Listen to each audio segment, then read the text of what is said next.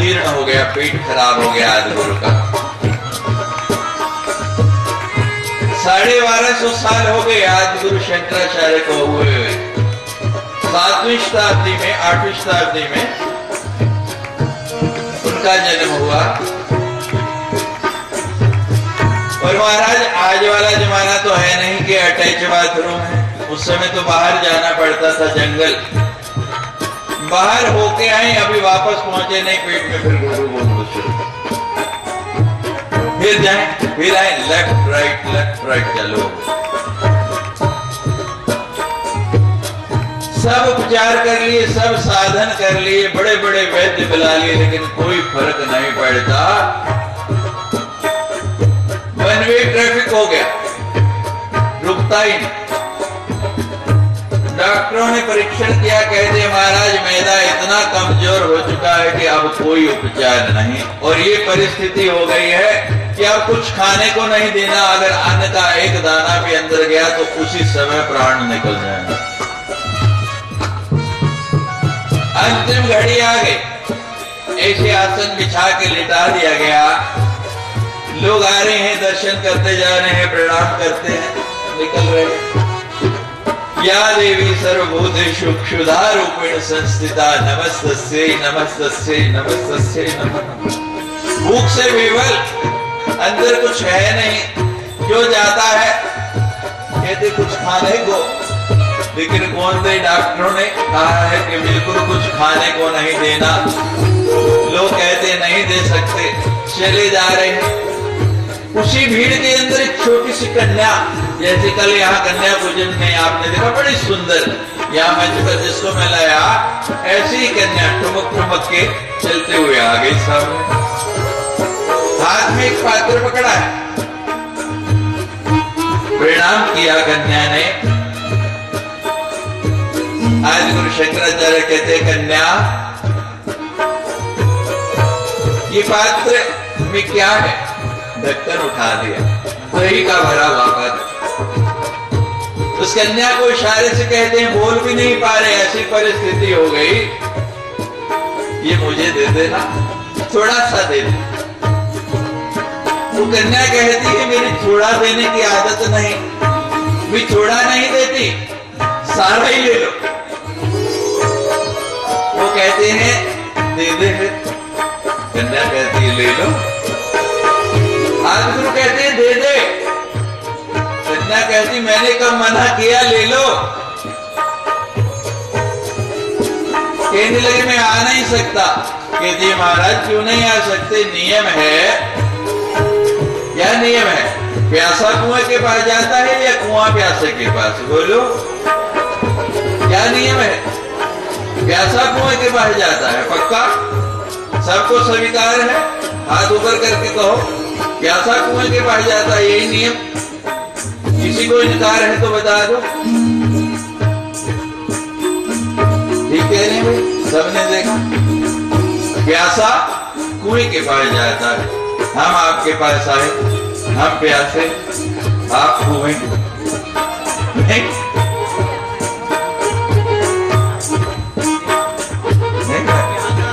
यहाँ गलत हो गया। अभी आप सबने स्वीकार किया, गलत कैसे हो गया?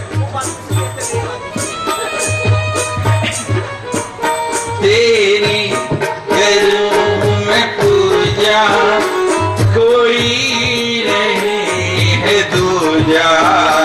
तेरी करूं मैं पूजा, कोई नहीं है दूजा। हमारे एक शिष्य हैं, शायद यहाँ बैठे हों, हरीश नंदा जी, और वो कहते हैं आपको तो किसी बात का जवाब देना मुसीबत मोल लेना है, आपने तो पकड़ ही लेना है, चित भी आपकी और पट भी आपकी। गुरु गुरु ही होता है। तो कन्या कहती महाराज नियम है,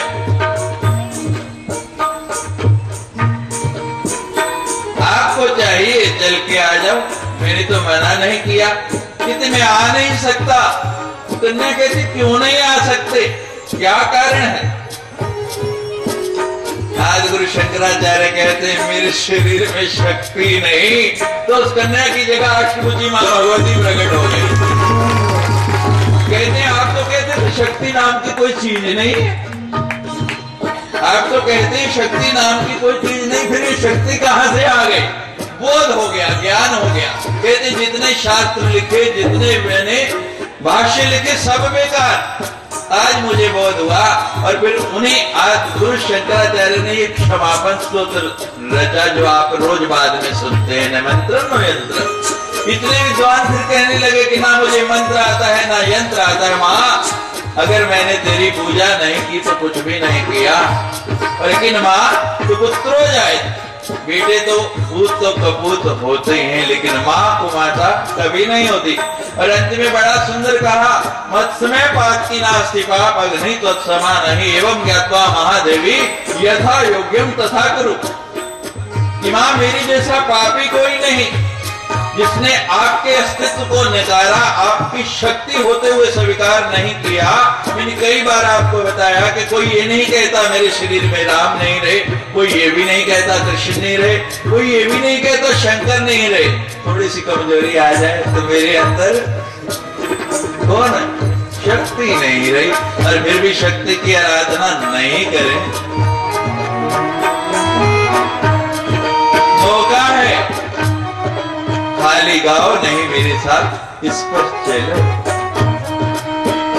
तेरी करूं मैं पूजा, कोई नहीं है दूजा।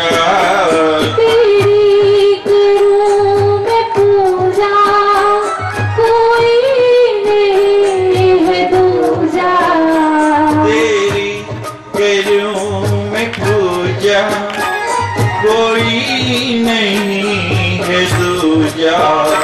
तेरे चरण में मैं खेलूं, तेरे चरण में मैं खेलूं, तेरी गोद में मरूं। मेरी माँ, मैं आपको भूलूं नहीं। मेरी माँ,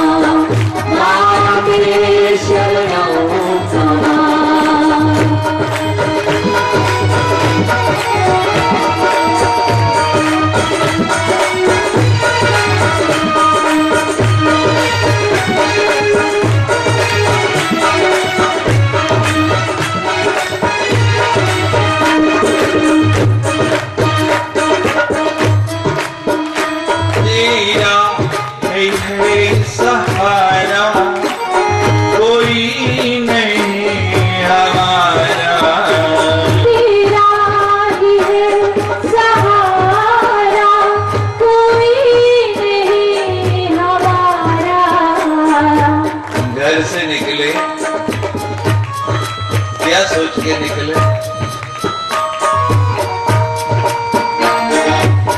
विश्वास था, पर मां ने ऐसी बाह पकड़ी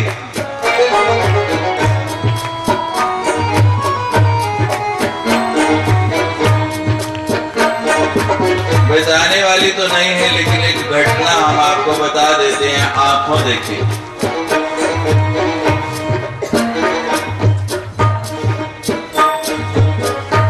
सुबह सुबह का समय एक व्यक्ति स्नान करके निकले, शरीर भी गीला और तौलिया भी गीला।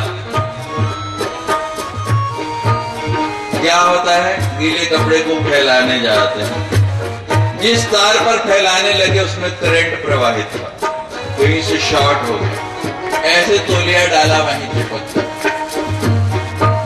पास दूसरा देख रहा था, वो छुड़ाने गया, वो उससे चिपक गया, तीसरा गया, वो उससे चिपक गया, चौथा गया, पांचवा गया। 5 लोगों को हमने देखा।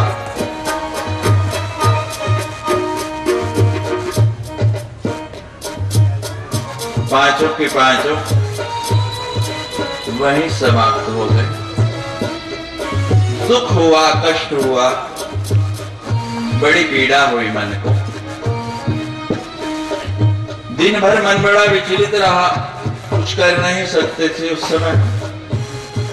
लेकिन रात को जब सोने लगे, मैंने बहुत बार आपको सुनाया, फिर सुना देता हूं जो नए लोग हैं। क्रिश्चियनिटी के अंदर, ईसाई धर्म के अंदर एक प्रथा है जिसको कहते हैं कन्फेस करना। वो लोग यीशु की मूर्ति के सामने जाके कहते हैं कि हे यीशु, हमारे से आज जो पाप हो गए उनको क्षमा कर दो। हम कल से प्रयास करेंगे कि ना करें। आप भी रात को सोते हुए और किसी से नहीं, अपने आप से एक बार जरूर कहा करो। 1 मिनट लगता है, आप दिन भर का अवलोकन कर सकते हो कि आज मैंने क्या क्या किया, मात्र 1 मिनट। और ये मेरी 9 दिन की कथा सुनाने की दक्षिणा होगी अगर आप ये 1 मिनट मुझे प्रतिदिन रोज दे दें। 1 मिनट के लिए सोचिए और फिर दूसरे मिनट में ये निर्णय कीजिए कि आज जो गलत हो गए, कल मैं प्रयास करूंगा कि इनमें से कुछ छोड़ूं। तो धीरे धीरे सब छूट जाएंगे। ये बड़ा सरल तरीका है। तुम्हारा रात को जब हम सोए तो बोध आया, उसने एक बिजली के करंट वाले व्यक्ति का एक हाथ उस करंट में है, जो आता है उससे जुड़ता चला जाता है। मैं इतने लोगों को पकड़ने का प्रयास कर रहा हूं, कैसे पकड़ूंगा, ये संभव नहीं हो सकता। तो मैंने संसार छोड़ने का निर्णय कर लिया और अपना हाथ उस बिजली की शक्ति में नहीं, इस शक्ति के हाथ में पकड़ा दिया। और परिणाम आपके सामने। आज कितने हाथ मेरे दूसरे हाथ से जुड़ गए। तेरा ही है सहारा, कोई नहीं हमारा। तेरा ही है सहारा, कोई नहीं हमारा। संसार को पकड़ोगे तो 10, 20, 50, 100 को पकड़ोगे, लेकिन एक उसको पकड़ लोगे, एक हाथ उसको पकड़ा दोगे तो फिर सबको पकड़ पाओगे, फिर कोई कठिनाई नहीं आएगी। थोड़ा प्रयास करके देखो। तेरा ही है सहारा, कोई नहीं हमारा। तेरा ही है सहारा, कोई नहीं हमारा। तेरा ही है सहारा, कोई नहीं हमारा। तेरी दया हो मुझ पर, तेरी दया हो मुझ पर, आकाश को छू लो यही माँ, मेरी माँ, मैं आपको भूलूं नहीं। हे माँ, हे मेरी माँ, मैं आपको भूलूं नहीं।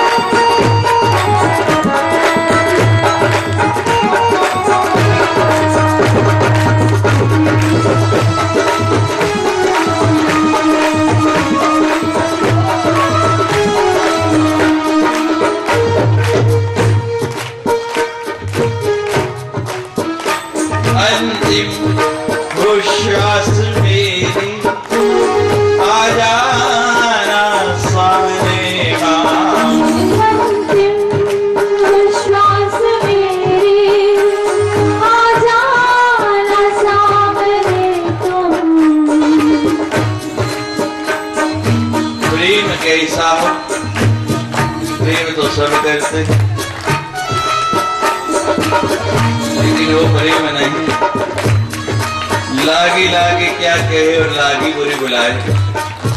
लागी लागी क्या कहे और लागी बुरी बुलाए। लागी तभी जानिए जब आर पार। जिस मन के में आर पार सुराख नहीं ना धागा नहीं परोया जा सकता। यहाँ तो आर पार कराना पड़ता है। लागी लागी क्या कहे लागी नहीं मेघ। लागी लागी क्या कहे लागी नहीं मेघ और लागी तभी जानिए जब पड़े कलेजे शेख।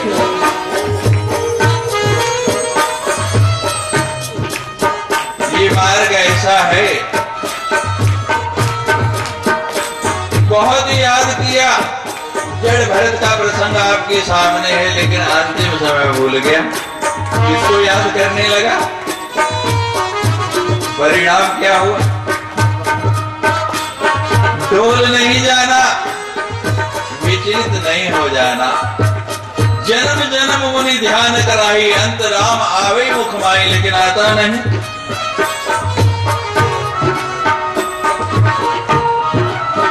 अखियन तो झाई पड़ी पंथ निहार निहार, अखियन तो झाई पड़ी पंथ निहार निहार।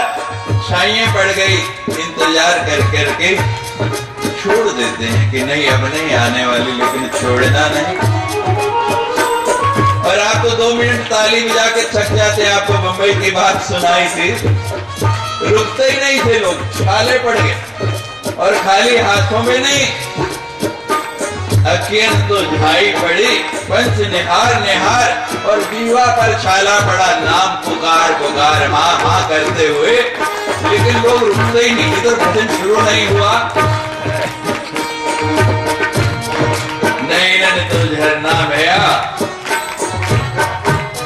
नैनन तो झरना भैया, रहत वही निशिवास। पपिया ज्यों पीहू पीह रटे, मोहि मैया मिलन की अंतिम श्वास तक आस नहीं छोड़े। अंतिम वो श्वास मेरी, जाना सामने तुम। अंतिम श्वास मेरी, आ जाना सामने तुम। अंतिम वो श्वास मेरी, आ जाना सामने। मत भूल जाना मैया, मत भूल जाना मैया, हे आरज़ू मेरी हे माँ, मेरी माँ, मैं आपको भूलूं नहीं। हे माँ, मेरी माँ, मैं आपको भूलूं नहीं। तेरे लिए जियूं मैं, तेरे लिए जियूं मैं, तेरे लिए मरूं नहीं। हे माँ, मेरी माँ, मैं आपको भूलूं नहीं। हे माँ, मेरी माँ, मैं आपको भूलूं नहीं। श्री दुर्गा शरणं नमः, माँ दुर्गा शरणं नमः। श्री दुर्गा शरणं नमः, माँ पूर्णेश्वरं नमः। श्री दुर्गा शरणं नमः, माँ पूर्णेश्वरं नमः। श्री दुर्गा शरणं नमः, माँ पूर्णेश्वरं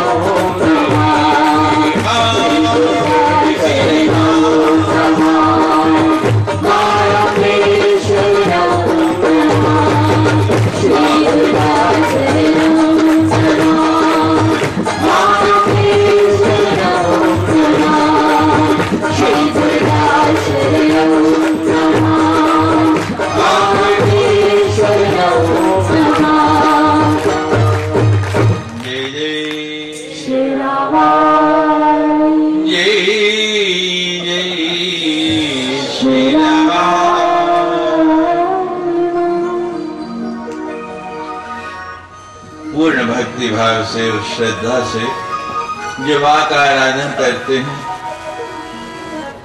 उनके यहाँ कोई कमी नहीं रहती।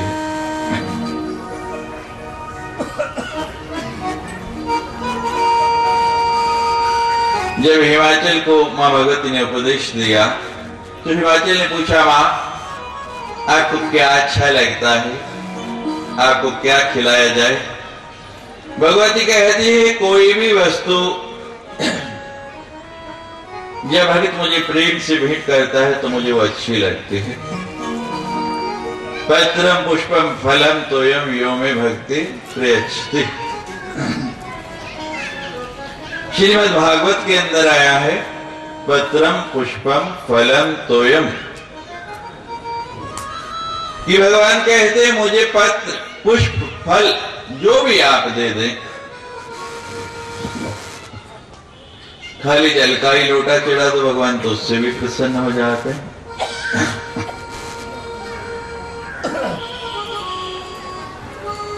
लेकिन स्पष्ट कर दिया कि मैं किससे प्रसन्न होता हूं। अंत में कह दिया भक्ति, मुझे और कुछ नहीं चाहिए। क्या चाहिए?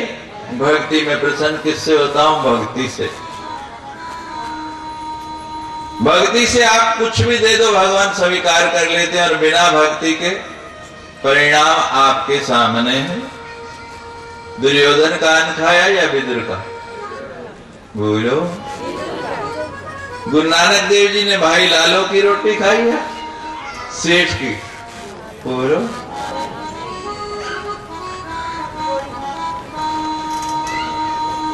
भाव हो जाए।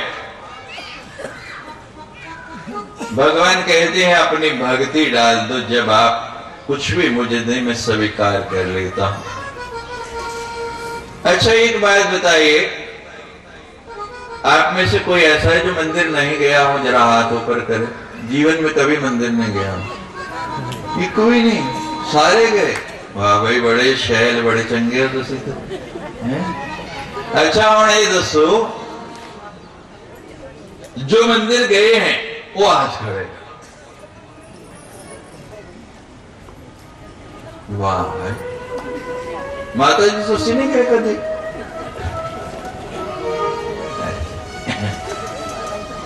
अच्छा अब ये भी बता दो, आप सब लोग मंदिर गए हो ये तो पता लग गया कि सब कभी ना कभी भगवान को लगाने के लिए कोई भोग भी ले गए होंगे। जो ले गए जरा वो भी हाथ खड़े करो। ले गए हैं, सब लोग ले गए, बड़े अच्छे लोग हैं भाई। अच्छा अब ये भी बताइए कि जब आपने वो दिया भगवान को, कोई बर्फी लाया होगा, कोई लड्डू लाया होगा, कोई आम लाया होगा, कोई केले लाया होगा, अपनी अपनी श्रद्धा अनुसार, अपने अपने सामर्थ्य अनुसार और अपने अपनी पसंद के अनुसार लोग वस्तुएं ले जाते हैं भगवान को भोग लगाने के लिए। अब जो वस्तु आपने दी, पुजारी जी ने जब भोग लगा दिया, आपको वही लौटा के दी या दूसरी दी? बोलिए। वही लौटा के दी। यहीं पे गलती कर गए आप महाराज, ये बड़ी गलती कर गए आप। पुजारी जी ने आपको वो नहीं लौटा के दी कभी। जब आपने दिया तो कहा लो ये डब्बा, ये फल पुजारी जी भोग लगा दो, लेकिन जब पुजारी जी ने भोग लगाने के बाद आपको वापस किया तो कभी ये नहीं कहा कि लो अपना डब्बा, उनका लो प्रसाद, कहा या नहीं? तो जब आप लाए वो क्या था? वस्तु थी जो आप लाए, और जब वापस ले जा रहे हैं क्या है? बोलो। उसका नाम बदल गया, उसका रूप बदल गया, उसका स्वाद बदल गया। अगर वही रहा तो इसका मतलब भोग नहीं लगा। तो भगवान ने क्या किया? कैसी भी वस्तु लाए आप, कैसी भी चीज लाए, उसको एक नाम दे दिया। और बड़ी तत्व की बात है ये। आप वैष्णो देवी में जाके देखिए, चाहे आप वीआईपी लाइन से जाएं, चाहे आप आर्मी गेट से जाएं और चाहे जनरल गेट से जाएं, जब गुफा के आगे पहुंच जाते हैं तो फिर एक ही लाइन हो जाती है कि अलग अलग रहते हैं? एक हो जाती है। तो भगवान कहता है कि मेरे दरबार में कोई भी आ जाए, बड़ा है छोटा है, आप यहां देख रहे हैं। जिस दिन ये कथा प्रारंभ हुई और यहाँ व्यवस्था होने लगी तो मेरे से ये प्रश्न पूछा गया, स्वामी जी मंत्री आएंगे, बड़े बड़े लोग आएंगे, क्या करना है, कहाँ बिठाना? हमने कहा भाई हमारी कथा में तो सब एक ही है, मंत्री आए या संतरी आए, हम तो नीचे ही बिठाएंगे। कहते उनका बुरा लगेगा, लगे, जिसको लगता है मत आए। और आपने देखा मंत्रियों को भी कहाँ बिठाया? भगवान के दरबार में, भगवती के दरबार में आके सबसे बड़ी बात सीखने वाली क्या है? आप भिन्न भिन्न वस्तुएं लाते हैं, भगवती उसको एक कर देती है। भिन्न भिन्न लोग आते हैं, एक हो जाते हैं। ऐसा भी देखा किसी दिन कि जो प्रसाद मट रहा है वो अलग अलग मट रहा है या एक ही मट रहा है? बोलो, एक मट रहा है। तो यही बात यहां से लेके जानी है। पुनः दोहरा दूं जो महिषासुर वध के समय सुनाया कि यहां आने के बाद भी अनेक से हम एक हो जाएं। एक और ज्योति बहुविधि विवाहभूत, हम सबके अंदर वो भगवती प्रकट हो गई। हम उसके बच्चे हैं, हमारा कोई कुल अलग नहीं, कोई वंश अलग नहीं। हम वैष्णव हो गए, हम उसके भक्त हो गए, हम एक हो गए, दूसरा कोई रहा ही नहीं। तो हिमाचल कहता है मां क्या अर्पण करूं? भगवती कहती है जो भी तुम भाव से अर्पण कर दोगे वो मुझे स्वीकार है। लेकिन फिर भी भगवती ने कहा कि जैसे घर में प्रतिदिन कुछ ना कुछ बनाना है तो तिथियों के अनुसार यदि मुझे भोग लगाया जाए तो मैं शीघ्र प्रसन्न हो जाती हूं। तो पराम्बा भगवती स्वयं बता रही है कि मुझे किस किस तिथि में क्या क्या भोग लगाया जाए। यहां लिखा है जब एकम तिथि आए, प्रतिपदा तिथि आए तो भगवती को गाय के घी का भोग लगाना चाहिए। किस चीज का? गोघृत का, गाय के घी का। फल क्या मिलेगा? जिनके यहाँ रोग बहुत रहता है, बीमारी बहुत रहती है, वो हर प्रतिपदा को भगवती को गाय के घी का भोग लगाए, रोग दूर हो जाएगा।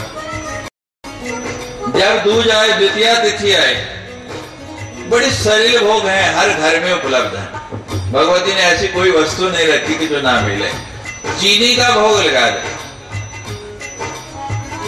जो लंबी आयु पाना चाहते हैं, दीर्घायु होना चाहते हैं, वो हर दूज को चीनी का भोग लगाएं। जब तृतीया तिथि आए, दूध का भोग लगाए।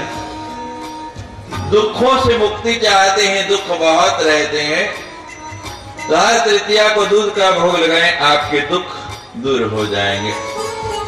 जिनके हर कार्य में विघ्न पड़ता है, कार्य पूरा नहीं होता, रुकावट आती है, वो हर चतुर्थी को मालपुए का भोग लगाएं। भगवती को चतुर्थी तिथि जब आए मालपुआ लगाएं, विघ्न दूर हो जाएंगे, सब कार्य आपके निर्विघ्न पूर्ण हो जाएंगे।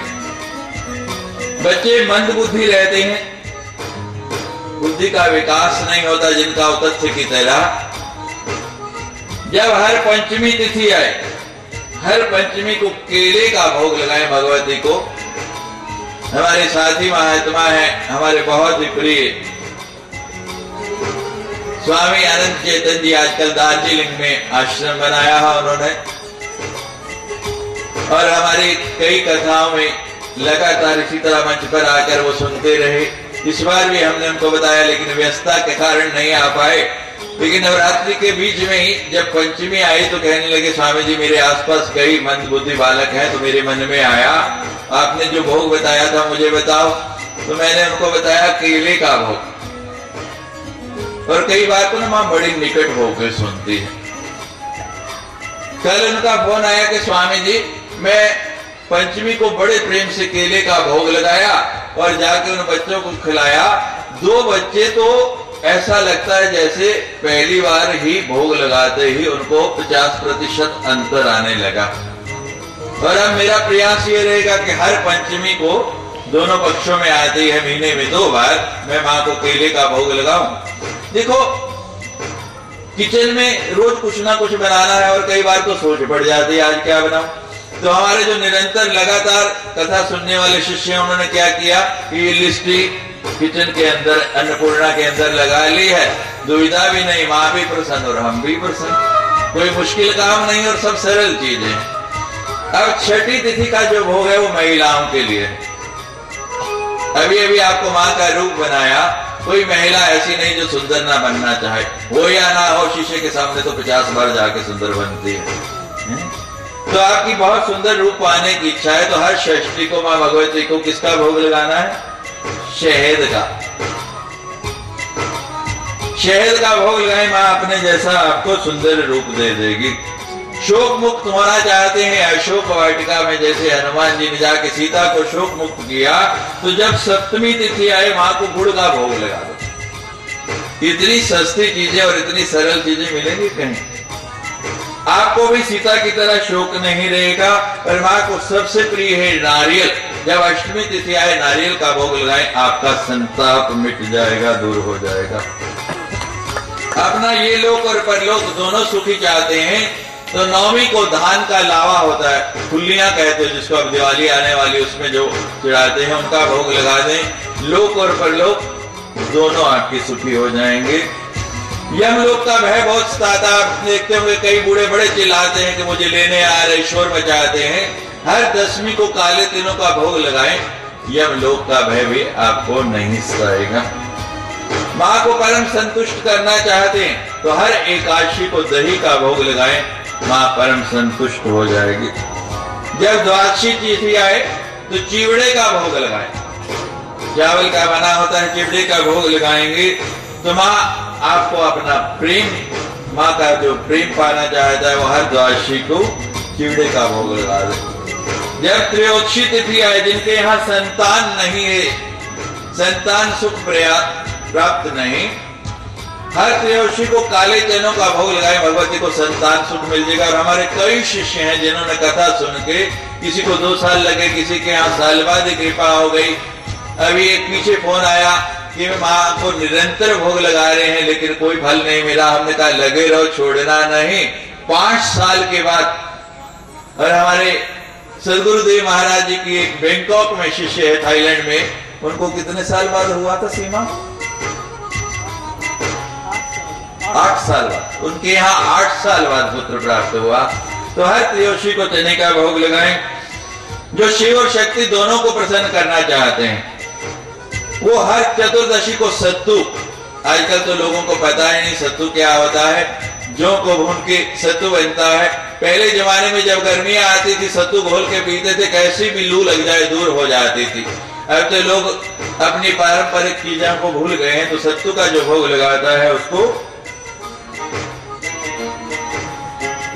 और जो अपने पितरों का उद्धार चाहते हैं, जन्मेजय की तरह जो ये कथा सुन रहा है, हर पूर्णिमा को खीर का भोग लगाएं, उनके पितर सुखी हो जाएंगे। आपकी थाली के अंदर 1 कटोरी तैयार हो गई। अब यहाँ दिनों के भोग लगे हैं। रविवार को माँ भगवती को खीर का भोग लगाएं, सोमवार को दूध का भोग लगाएं, और मंगलवार को केले का भोग लगाएं, बुधवार को मक्खन का भोग लगाएं, और जब गुरुवार आए तो खांड का बूरा चीनी का भोग लगाएं, शुक्रवार आए तो चीनी का भोग लगाएं, और शनिवार आए तो गाय के घी का 2 कटोरियां हो गई। आपकी थाली में कितने होते हैं? अब महीनों का भी आपको बता देते हैं। जब चैत्र आए तो चैत्र में पेठे का भोग लगाएं, वैशाख आए तो गुड़ का भोग लगाएं, और वैशाख के बाद जब ज्येष्ठ आए तो शहद का भोग लगाएं, और आषाढ़ के अंदर महुए का भोग लगाएं। माँ भगवती आपको प्रसन्न हो जाएगी। श्रावण में दही का भोग लगाएं, भादों में चीनी का, अश्विन में खीर का, अश्व मास चल रहा है इसमें खीर का भोग लगाएं, और मार्गशीर्ष में स्त्रियों की बड़ी प्रिय वस्तु है, अभी व्रत आने वाला है ना दिवाली से पहले, तो क्या लाती है उसमें? फेनिया, फेनी का भोग लगाएं, माँ परम प्रसन्न हो जाएगी।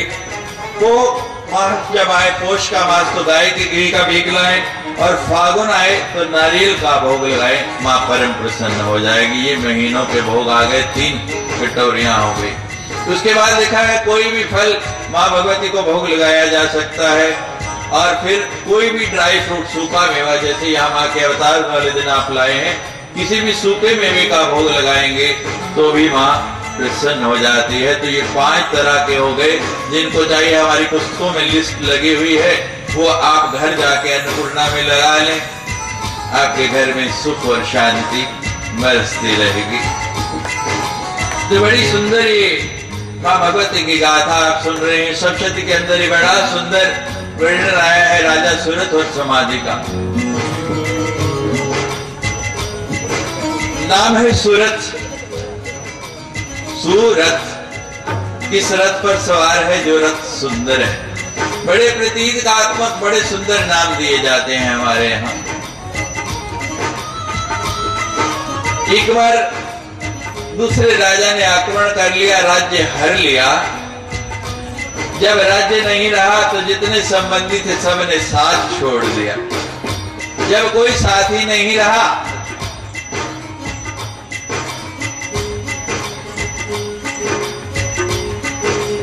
वैराग हो गया, घर बाहर त्याग दिया, छोड़ दिया। त्याग से बड़ा कोई सुख नहीं। कल भी आपको बताया था, नास्ति त्याग समम सुखम, कि त्याग के जैसा कोई सुख नहीं है।